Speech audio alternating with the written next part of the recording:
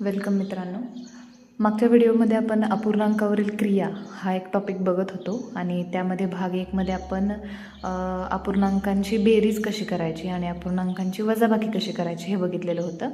तर आता आपण तो जो अपूर्णांक आहे त्या अपूर्णांकांचा गुणाकार कसा करायचा आणि त्याचा भागाकार कसा करायचा ते आपण बघणार आहोत.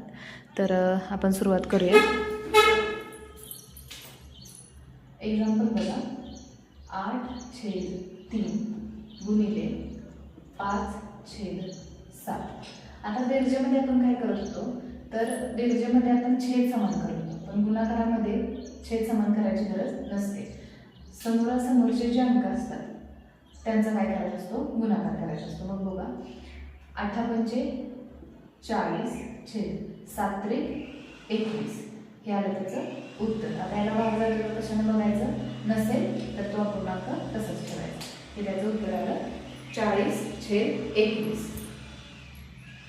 त्याच्यानंतर आणखी एक एक्झाम्पल बघूया. 11/5 गुणिले 7/6. सरळ गुणाकार करा. 11×7 = 77 छेद 6×5 = 30. याला सुद्धा कशाने भाग जात नाही, हे सुद्धा आपण तसंच ठेवूया. हे आहे त्याचा आन्सर.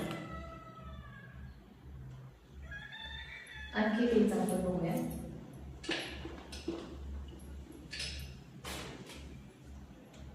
8/9 गुणिले 3/4.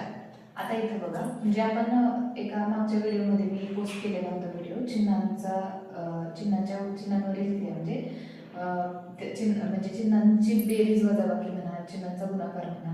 त्यामध्ये मी सांगितलेलं होतं, पहिली संख्या वजा असेल, दुसरी धन असेल तर त्यांचा गुणाकार काय होतो, वजा गुणिले अधिक वजा. 8×3 = 24 छेद 9×4 = 36. आता ह्या दोन समसंख्या आहेत, त्याला आपल्याला 2 ने भाग आपला जाणार आहे. बघा, 2×1 2, 2×8 16, 2×1 2, 2×2 4. शिल्लक राहतील 12/18.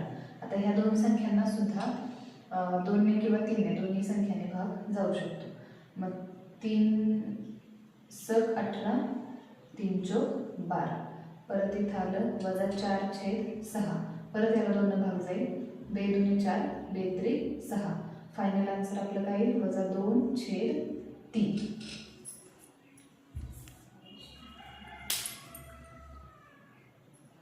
त्याच्यानंतर पुढचं एक बघा.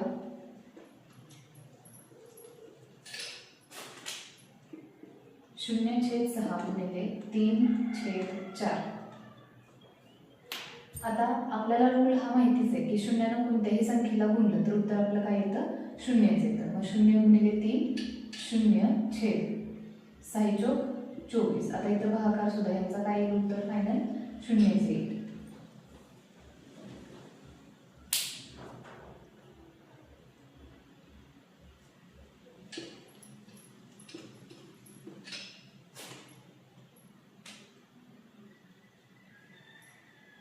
दोन 2/3 गुणिले 4/5. आता समजा मी याची चिन्ह बदलली तर काय होईल बघा, वजा गुणिले वजा अधिक. 4×2 8 छेद 5×3 15. 8/15 हे ह्याचं आन्सर आहे. आता गुणाकार आपला बऱ्यापैकी झालाय. आपण थोडेसे भागाकार बघूया. तर भागाकारामध्ये बघा, 40/12 भागिले 10/4. आता या गणितामध्ये इथं काय आहे, मध्ये भागाकार आहे. मग भागाकार असल्यावर काय करतो आपण, उलटून गुणिले करतो. म्हणजे इथं गुणाकाराचं चिन्ह होईल आणि ही जी संख्या आहे, हा जो अपूर्णांक आहे तो काय होईल, उलट होईल. म्हणजे अंशाच्या जागी छेद जाईल आणि छेदाच्या जागी अंश येईल. बघा, पहिला जो अपूर्णांक आहे तो तसाच ठेवायचा, त्याला काही करायचं नाही. इथं होईल गुणिले आणि हे 4 जातील वरती आणि इथं खाली येईल 10. आता तिरका भागाकार जात असेल तरी आपण घालवू शकतो.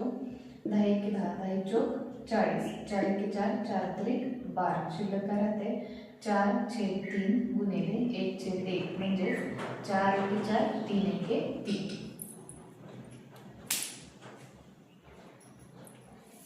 पुढचं गणित बघूया.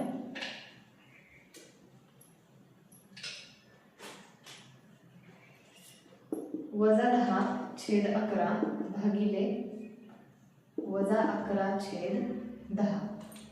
आता इथं सुद्धा काय होईल, भागाकार आहे, उलटून गुणिले होईल.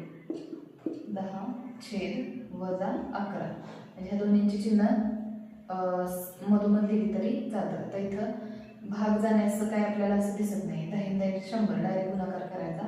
-100 इथं 11चा वर्ग 121. दोघांची वजा चिन्ह निघून जातील आणि शिल्लक आहे 100/121.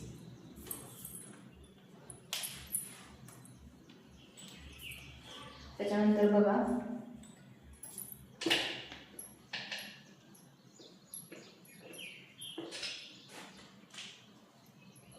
-7/8 भागिले -3/6. इथं सुद्धा काय होईल, उलटून गुणिले होईल. -7/8 गुणिले 6/3. आता इथं बघा, इथं ह्या दोघांना भाग जातोय. 3 एके 3, 3 दुने 6. बघा 7/8 गुणिले 2/1. इथं 2 8ला भाग जाईल. 2 एके 2, 2 चोक 8.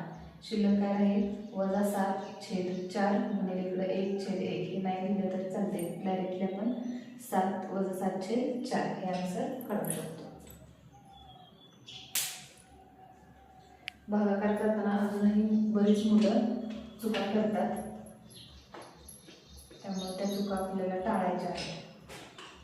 त्यानंतर बघा -5/13 भागिले 7/26.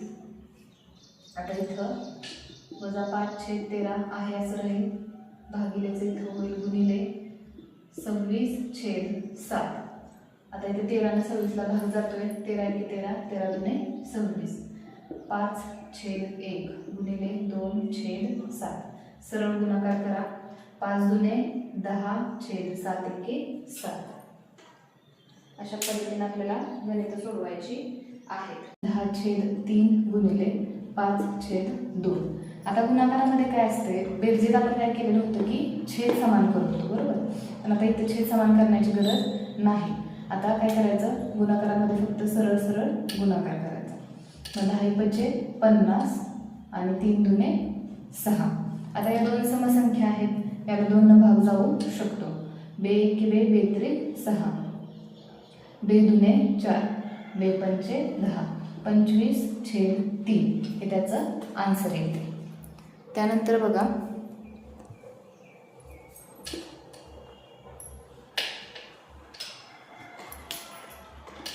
7/12 गुणिले 3/2. आता इथं सरळ सरळ गुणाकार करा. 7 न 3ला गुणायचं, 12 न 2ला गुणायचं. 7 त्रिक 21 छेद 12 दुने 24. आता ह्या संख्या कोणत्या पाड्यामध्ये आहेत का, 3 7 21, 3 8 24. 3च्या पाड्यामध्ये आहेत. 3 7 21, 3 8 24. 7/8 हा त्याचा काय आलेला आहे, गुणाकार आलेला आहे.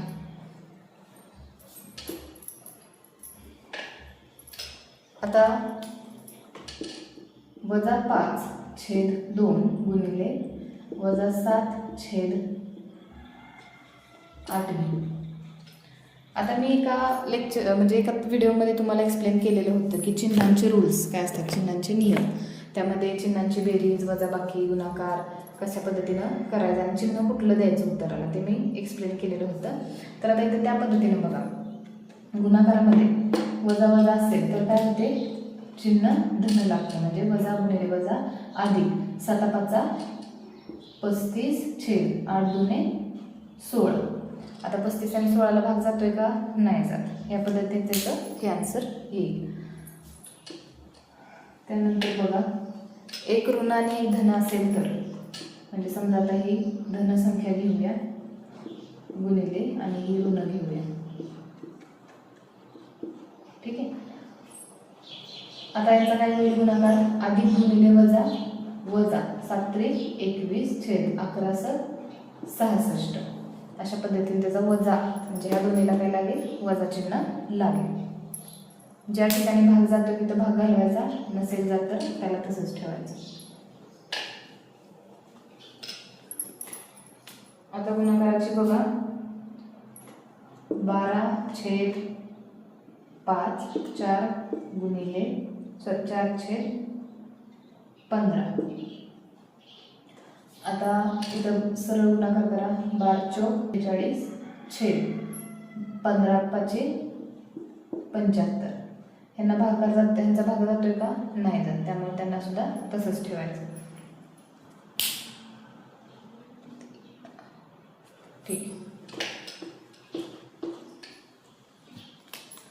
त्यानंतर 0/6 गुणिले 3/4. आता इथं बघा, आपल्याला हा रूल माहिती आहे की शून्यानं कोणत्याही संख्येला जर आपण गुणलं किंवा भागलं तर उत्तर काय येतं? 0 येतं. मग आता इथं 3 0 0 छेद 6/24. आता यांचं सुद्धा भागाकार काय येणार आहे? उत्तर 0 येईल. आता गुणाकार आपल्याला समजलेला आहे. आता आपण भागाकार बघूया. तर भागाकारामध्ये बघा काय असतं.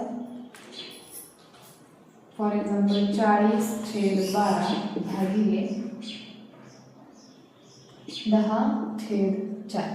आता जेव्हा भागाकार येतो तेव्हा काय करायचं की उलटून गुणिले करायचं. म्हणजे त्याचं जो अंश छेद आहे तो अंशाच्या ठिकाणी न्यायचा आणि अंश आहे तो छेदस्थानी आणायचा.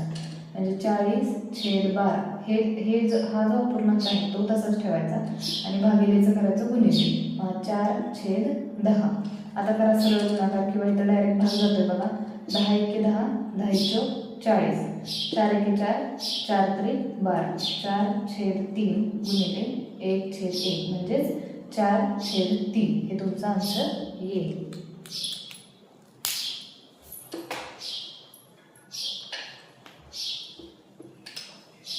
त्यानंतर -10/11 भागिले -11/10.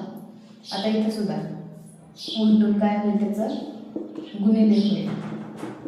आता इथं 10 × 10 100. इथं 11चा वर्ग 121 म्हणजेच 11 × 11 121.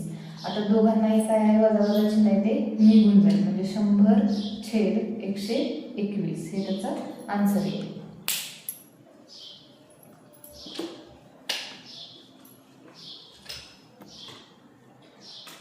पुढचे एक्झाम्पल 2/3 भागिले -4. आता बघा अशा वेळी तुम्ही काय करणार तर आपल्याला बघा आपण एखादं समीकरण सोडवत असतो. समजा x + 2y = 4 काय असेल ते. तर जेव्हा काय काय चलपदांना बघा की सहगुणक नसतो, तर सहगुणक नसतो तेव्हा तिथं किती असतो? 1 असतो. परत जर तुम्हाला घातांक जर सांगितला असेल एखाद्या चलाचा तर एखाद्या चलाला घातांकच आहे किंवा इथेच पकडा घात नाही तर किती असतो? 1. मग इथं सुद्धा कुठल्या संख्येच्या खाली भागाकारामध्ये जर संख्या नसेल तर 1 असते. एवढं लक्षात ठेवायचं. जिथं काय नसतं तिथं 1 असतो. मग इथं खाली काय असणार? 4च्या 1 करायचं उलटून गुणिले 2/3 गुणिले 1/-4 बे बे. इथं 4×3 12 ह्याला भाग जातो बे बेसक 12 म्हणजे -1/6 हे त्याचं उत्तर येतं.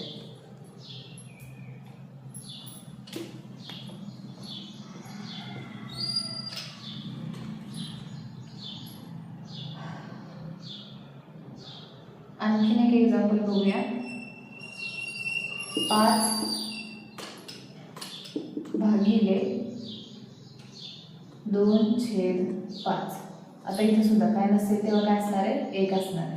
5/1 गुणिले 5/2 5×5 25 छेद बे बे हे त्याचं आन्सर येईल.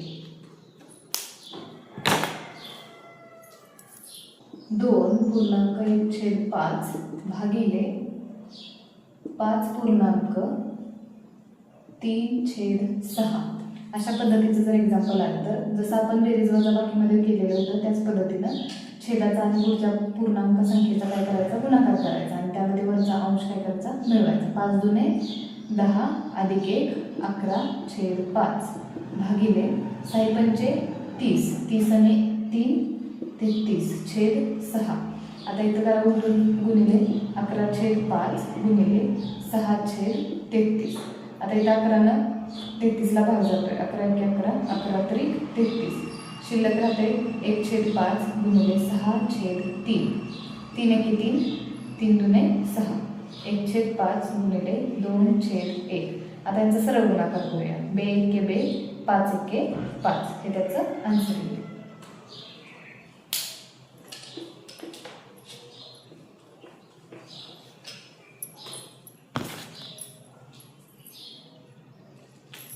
त्यानंतर 9/11 भागिले -8.